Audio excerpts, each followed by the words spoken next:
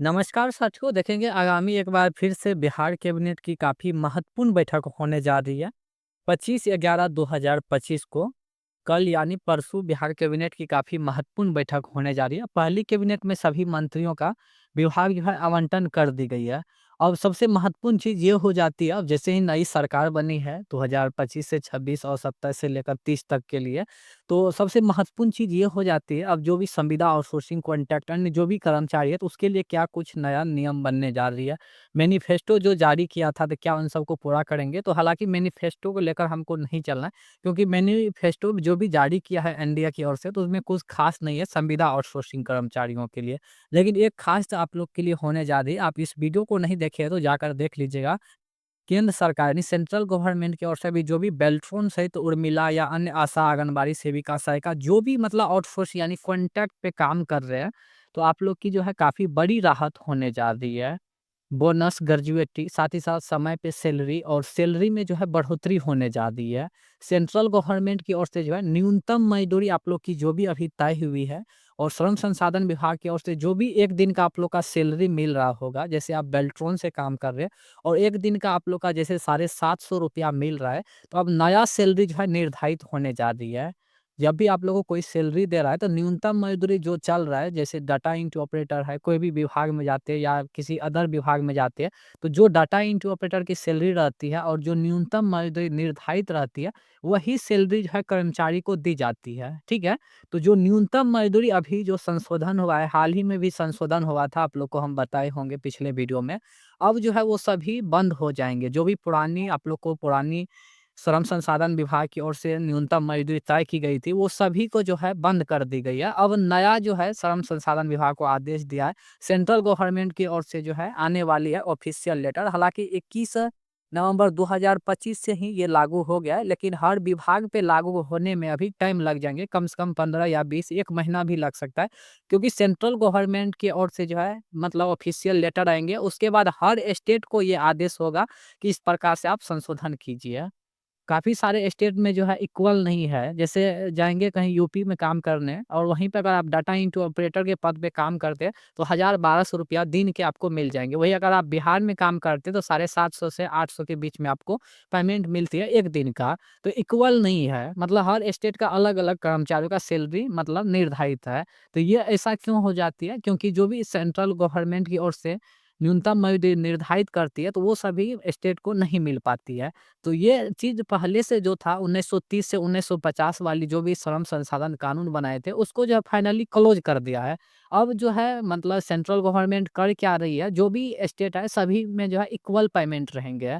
जो भी बिहार में कर्मचारी होंगे या यूपी या अदर जो भी स्टेट है, तो जो भी कर्मचारी जो भी पद पे काम करेंगे, तो सबका समान वेतन रहेगा, ठीक है?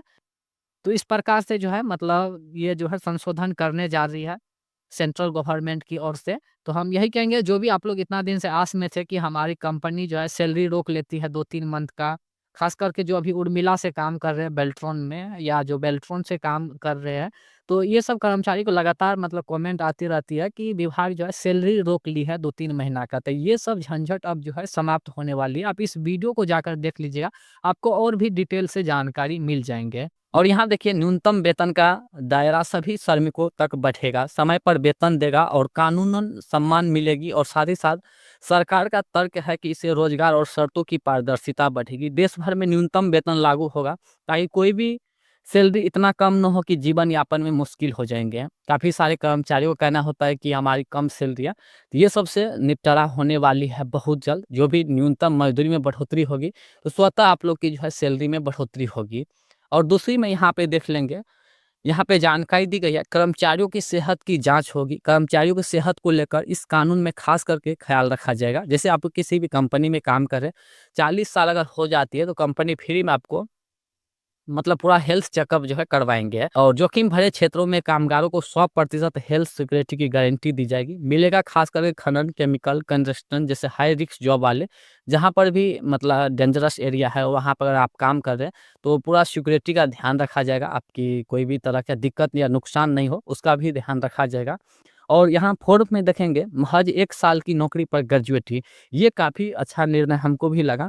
यहाँ पे जो दिया गया है 1 साल की नौकरी पर ग्रेजुएटी, तो कहीं पे अगर आप जॉब कर रहे हैं और 1 साल के बाद अगर जॉब से निकालना चाहता है कंपनी या मतलब सेवा समाप्त करना चाहते हैं, तो उसके बदले में आपको रिटायरमेंट देकर निकाल लेंगे। ऐसा नहीं है कि 1 साल काम करवा लिए हैं और उसके बाद आपको सेवा वापस कर देते हैं। अगर किसी कारण से सेवा वापस करते हैं या उसको ज़रूरत नहीं है, 1 साल से अगर आप ऊपर काम कहीं पे कर लिए, तो उसको रिटायरमेंट दे के जो है वापस करना होगा। और हर टाइम पे दुगुने वेतन की गारंटी, मतलब समझ सकते हैं ये नियम लाए गए हैं।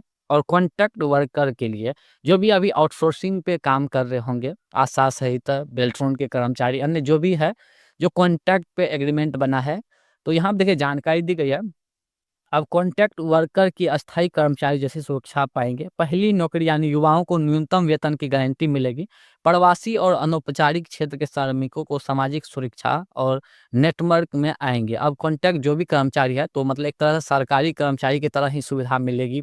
जो भी ग्रेजुएटी का लाभ, बोनस हो गया, और साथ ही साथ आप लोग की जो सैलरी रोक लेती थी 3-4 महीने की, तो ये सब झंझट बहुत जल्द समाप्त होने वाली है। एक तरह से नए, मतलब श्रम संसाधन विभाग की ओर से जो है नए लेटर हर विभाग को मिल जाएँगे, जो संशोधन होके आएँगे, और हर डिपार्टमेंट को जो है ये फॉलो करना होगा। काफ़ी सारे कर्मचारियों का कहना रहता है कि ये जो भी है पेपर और साथ ही साथ सोशल मीडिया पर ही रह जाते हैं। ज़मीनी स्तर पे ऐसा कुछ देखने को नहीं मिलता है। तो आप निश्चिंत रहेंगे, ये 2026 आने वाली है और इसमें काफ़ी बड़ा बदलाव देखने को मिल जाएँगे, जो सेंट्रल गवर्नमेंट की ओर से, मतलब एक तरह से पुरानी जो भी श्रम कानून थे, उसको एक तरह से ख़त्म कर दिया गया। अब नए जो लागू किए जाएँगे, तो उसी के अकॉर्डिंग जो है चलना होगा सभी डिपार्टमेंट को।